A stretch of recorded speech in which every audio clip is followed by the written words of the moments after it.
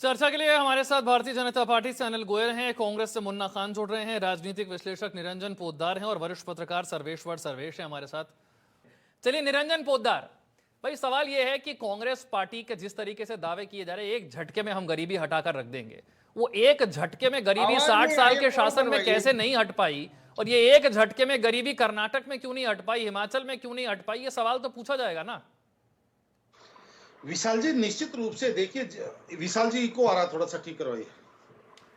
हाँ, देखिए देखिए विशाल जी, जिस तरीके से हम राजनीति को देख रहे हैं, मैं तो आपको बता रहा हूँ, सन 1972 के अंदर इंदिरा गांधी जी ने गरीबी हटाने की बात करी थी। 1972 से मैं इस गरीबी हटा देंगे, बेरोजगारी खत्म कर देंगे, ये कर देंगे, वो कर देंगे, ये जो तमाम जो वायदे और लोगों को जो सपने दिखाने वाली बात है, ये कहीं ना कहीं मैं 1972 से देखते आ रहा हूँ विशाल जी। और वास्तविकता जानते हैं क्या है? वास्तविकता ये है कि जो इस देश का जो गरीब है वो और ज्यादा गरीबी में चला गया। इस देश का जो किसान है, एक चीज और बताऊं आपको, सन 1947 के अंदर जो हमारे यहाँ व्यवस्था थी, उससे आजादी से पहले हमारे यहाँ कृषक वर्ग को एक संपन्न वर्ग माना जाता था। जिसके पास पशु होते थे उसको पशुधन के रूप में कहा जाता था, जिसके पास खेती होती थी उसको कृषि धन के रूप में कहा जाता था। लेकिन वास्तविकता ये हुई कि आप ये समझ लीजिए, लगभग 50, 60, 70 सालों का जो स्वदेशी शासन है उसके अंदर वो तबका हाशिए पे आ गया और उसकी स्थिति ये हो गई कि हर साल सालाना 16 से 17 हजार लोग आत्महत्या करने लग गए। लेकिन जो सरकारें हैं वो तेल डाल करके सोती रही। और जिस तरीके से अभी भी आप ये समझ लीजिए, मेरे को ये चीज समझ में नहीं आती, जो घोषणा पत्र बनाते हैं उसके अंदर लिख तो देते हैं कि हम 1 लाख रुपए महिलाओं को डाल देंगे, हम इतना अप्रेंटिस दे देंगे, हम इतना एमएसपी दे देंगे। लेकिन इसके अंदर विशाल जी एक चीज और मैं बताऊं आपको, तमाम जो योजनाएं हैं ये जहां जहां आपकी या जिस अपोजिशन की सरकारें आज की तारीख में अगर पूरे हिंदुस्तान के लेवल पे देखें तो मेरे हिसाब से भारतीय जनता पार्टी के प्रत्यक्ष या परोक्ष रूप से 12 या 15 सरकारें हैं। जो बाकी के जो राज्य हैं वो तो सारे के सारे इंडिया अलायंस के हैं। तो वहां पे एक बार जनता को सुखी बना करके दिखाइए। वहां पे ये नहीं, पर गरीबी हटाने में जो मौजूदा सरकार है वो कितनी पास हुई, कितनी सफल हुई, ये सवाल भी तो पूछना चाहिए ना रंजन जी। अगर आज देश में 80 करोड़ लोगों को सरकार को अनाज देना पड़ता है, राशन देना पड़ता है, तो ये सवाल पूछा जाएगा कि क्या ये 80 करोड़ लोग सरकार के दिए हुए राशन के बिना गुजारा करने की स्थिति में नहीं है? क्या उनकी हालत इतनी खराब है? देखिए विशाल जी, दो चीजें होती हैं। पहली बात होती है कि एक सरकार जो है लोगों को राशन मुहैया करा रही है, और दूसरी स्थिति है कि समाज के अंदर आसक्त कितने हैं और सशक्त कितने हैं। ये दोनों चीजें आपको देखनी पड़ेगी। तो इसके अंदर अगर मैं सरकारी आंकड़ों की बात करूं तो आप देख रहे होंगे कि जिस तरीके से 24-25 करोड़ लोग अभी गरीबी रेखा से ऊपर आए हैं, तो निश्चित रूप से कहीं ना कहीं उनको कुछ मिली होगी। अरे मैं ये कह रहा हूं निरंजन जी, सरकार कहां बताती है कि 80 करोड़ लोगों का हमने चुनाव कैसे किया है देने के लिए? ये तो कहीं आया ही नहीं, ये तो कोई ट्रांसपेरेंसी इसमें है ही नहीं। 80 करोड़ लोगों का आपने कैसे चुनाव किया? क्या उनकी एनुअल इनकम है, क्या उनकी मंथली इनकम है, कितना वो पर डे कमाते हैं, उनके पास कोई पक्का रोजगार है नहीं है, वो ऑर्गेनाइज सेक्टर में है अनऑर्गेनाइज सेक्टर में, कहां है इसका आंकड़ा? कोई कहां ट्रांसपेरेंसी है इसमें? आपने 80 करोड़ लोग कैसे चुने, उनकी स्थिति क्या है ये बताइए देश को, वो बताते नहीं है। विशाल जी, ये जो व्यवस्था चालू हुई है, ये चालू हुई है जब कोरोना काल चल रहा था, जब देश के अंदर लॉकडाउन यानी कि पूरे देश के अंदर व्यवस्थाएं ठहर गई थी। उस समय सरकार का प्लान ये था कि जिस तरीके से हमारे यहाँ भंडारण की समस्या थी और जो एमएसपी के ऊपर खरीदे हुए जो खाद्यान्न खुले में पड़े होते थे, जो मौसम और समझ लीजिए जिस तरीके से बर्बाद होता था निरंजन जी, ये वाली दलील 2014 में अच्छी लगती थी।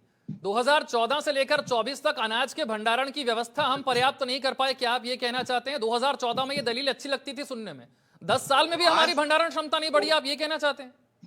आज भी विशाल जी मेरा ये मानना है कि जितनी अब उत्पादन बढ़ रहा है उस हिसाब से भंडारण की सर कहां इतना उत्पादन बढ़ा है? उत्पादन में इतनी बड़ी वृद्धि नहीं हुई है जितना 80 करोड़ लोगों को देना पड़ रहा है। रंजन पोद्दार हाथ उठा रहे थे, कुछ कहना चाह रहे थे, कहिए।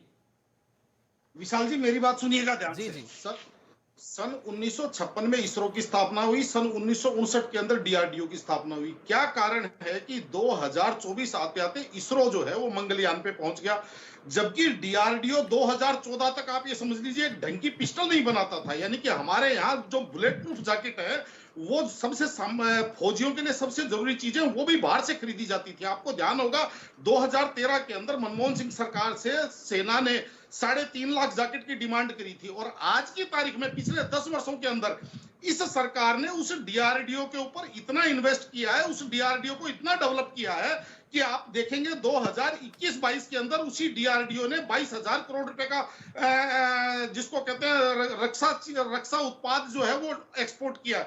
2022-23 के अंदर 28,000 करोड़ का और अब 1,06,000 करोड़ का उनके पास ऑर्डर है, जिसकी वानगी अभी आपने देखा होगा कि 8 दिन पहले भारत ने एक मिसाइल फिलीपींस को पूरा एक सेट बेच दिया है। तो कहने का तात्पर्य यह है कि इस विश्व के अंदर दो प्रकार के देश हैं विशाल जी।